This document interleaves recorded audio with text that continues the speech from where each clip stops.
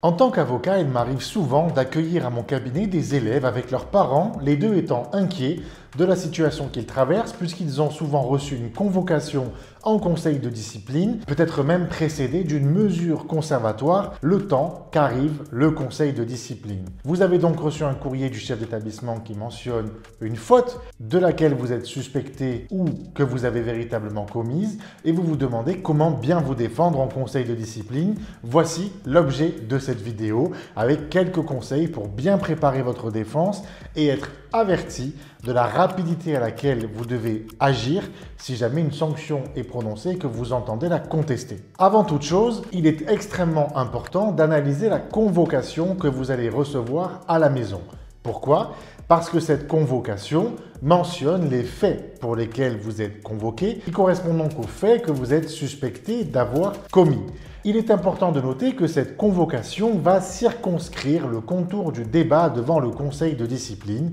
c'est-à-dire que rien d'autre ne pourra être discuté devant le conseil de discipline, et que si vous êtes sanctionné pour un motif autre, alors il y aura forcément eu méconnaissance du principe du contradictoire, puisque vous aurez été sanctionné pour un motif pour lequel vous n'aurez pas été mis à même de préparer votre défense. Ensuite, cette convocation, elle est importante, bien évidemment, parce qu'elle prévoit la date de la commission de discipline et parce qu'elle vous informe de vos droits. Elle vous informe notamment que vous avez le droit de vous défendre par le biais d'observations orales ou par le biais d'observations écrites, que vous avez également le droit de garder le silence, que vous avez le droit d'être accompagné par la personne de votre choix, que ce soit vos parents, un représentant des parents d'élèves, un représentant autre ou un avocat. Et à ce titre, bien sûr, mon cabinet peut vous accompagner. Cette convocation mentionne également votre droit de prendre connaissance du dossier disciplinaire qui va être la pièce maîtresse de notre travail. En effet, c'est dans ce dossier disciplinaire que se trouvent toutes les pièces qui sont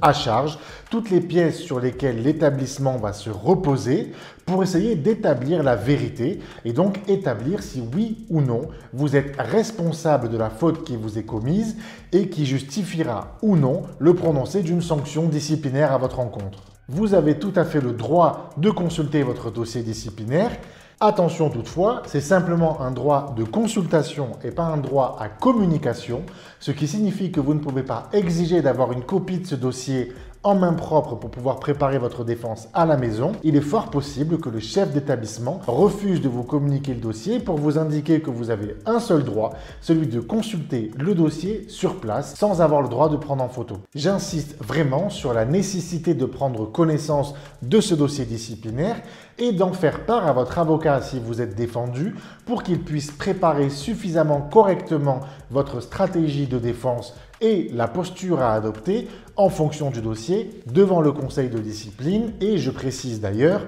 que vous devez recevoir la convocation au conseil de discipline par pli recommandé au minimum 8 jours avant la séance disciplinaire. Malgré l'aspect procédural de cette procédure disciplinaire, il est important de noter que ce n'est pas une procédure judiciaire. Ainsi, l'expérience d'un avocat pourra être extrêmement importante pour vous accompagner dans la posture à adopter, dans la stratégie à adopter, pour essayer d'obtenir la sanction qui soit la plus proportionnée si les faits sont établis, ou pour obtenir la relaxe en réussissant à convaincre le conseil de discipline qui ne se compose pas de juristes, mais qui, du fait de l'expérience de l'avocat, pourra aboutir à la construction d'un dialogue qui sera efficace pour chacune des parties. À l'issue du conseil de discipline, vous serez immédiatement informé à l'oral de la sanction ou de la relaxe prononcée par le conseil de discipline et cette décision du conseil de discipline vous sera confirmée par pli recommandé que vous recevrez donc chez vous. Il est important de retenir un délai qui est un délai de 8 jours dans lequel vous avez le droit de contester en appel devant le rectorat la sanction disciplinaire prononcée par l'établissement. Ce délai est extrêmement court